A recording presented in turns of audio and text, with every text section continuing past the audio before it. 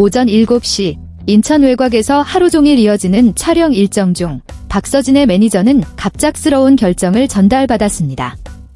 그날 모든 촬영 일정을 취소한다는 내용이었습니다.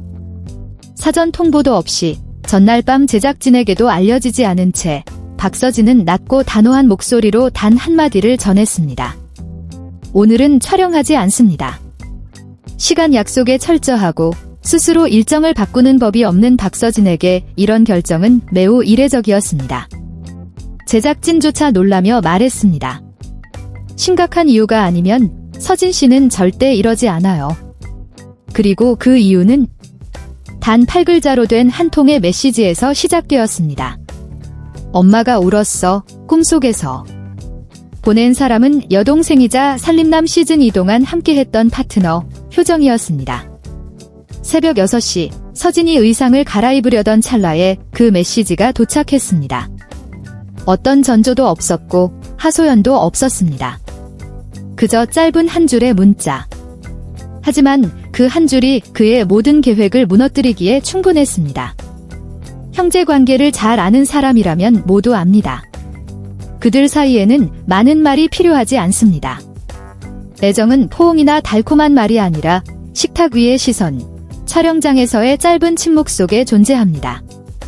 그래서 그 짧지만 깊은 슬픔이 담긴 메시지를 받았을 때 그의 직감은 곧바로 반응했습니다. 확인된 상황은 아무것도 없었습니다. 전화도 없었고 사고도 없었습니다. 하지만 그는 형이었고 더 나아가 인생의 험난한 길을 함께 걸어온 사람으로서 알 수 있었습니다. 효정이 덧말을 말하고 꿈을 말하며 감정을 그 한 줄에 담았다는 것은 그녀가 아무에게도 보이고 싶지 않은 깊은 구덩이에 빠져있다는 신호였습니다. 서진은 메시지에 답하지 않았습니다. 그는 조용히 평상복으로 갈아입고 매니저에게 말했습니다. 모든 일정 미뤄. 이유 없어도 돼, 집에 가야 해. 매니저는 처음엔 큰일이 난 줄 알고 걱정했지만 한겨울에도 흐려지지 않았던 그의 눈빛이 처음으로 흐릿해진 것을 보고는 말없이 모든 일정을 조정했습니다. 집으로 돌아가는 내내 서진은 아무 말도 하지 않았습니다. 그러나 문을 열었을 때 그는 혼자 식탁에 앉아있는 효정을 보았습니다. 식어버린 죽 한 그릇, 눈물도 없고 고개도 들지 않은 채 그녀는 조용히 말했습니다. 오빠, 미안해요. 방해하고 싶진 않았어요. 그는 조용히 의자에 앉아 휴대폰을 꺼내 어린 시절 함께 들었던 오래된 음악을 틀었습니다. 몇 분이 지나서야 그녀는 눈이 빨개진 채 고개를 들고 이렇게 말했습니다. 어젯밤 꿈에서 엄마는 시골집에 혼자 앉아 낡은 교복을 꿰매며 울고 있었다고. 꿈속에서 그녀는 아무 말도 못하고 손도 뻗지 못한 채 그저 바라보기만 했다고 했습니다. 그리고 그 순간 숨이 막히도록 무력했다고 했습니다. 누군가는 꿈을 믿지 않습니다. 그러나 청소년기부터 지금까지 카메라 앞에 서 있는 이 순간까지도 흔들리는 여동생의 내면을 지켜봐온 박서진에게 그 꿈은 단순한 허상이 아니었습니다. 그것은 신호였습니다. 말로 꺼낼 수 없는 간절한 구조 요청이었습니다. 그는 이유를 묻지 않았습니다. 중요한 스케줄이 중단된 것을 탓하지도 않았습니다. 그는 그저 말했습니다. 오늘은 살아가는 날이에요. 촬영하는 날이 아니라. 그날 하루 그들은 집 밖으로 나가지 않았습니다. 함께 간단한 식사를 만들고 살림남 첫 방송을 다시 보며 함께 웃고 때로는 말없이 시간을 보냈습니다. 그 작은 순간들이 모여 상처받은 마음을 조금씩 회복시켰습니다. 오후가 되어 그는 그녀를 데리고 어릴 적 어머니와 함께 소풍 갔던 공원으로 향했습니다. 나무 그늘 아래 앉아 아이스크림을 먹으며 숨겨왔던 이야기들을 털어놓았습니다. 효정은 시험 점수를 숨기려고 성적표를 책장 뒤에 숨겼던 이야기를, 서진은 여동생의 빵을 몰래 먹고 쥐타들했던 이야기를 꺼냈습니다.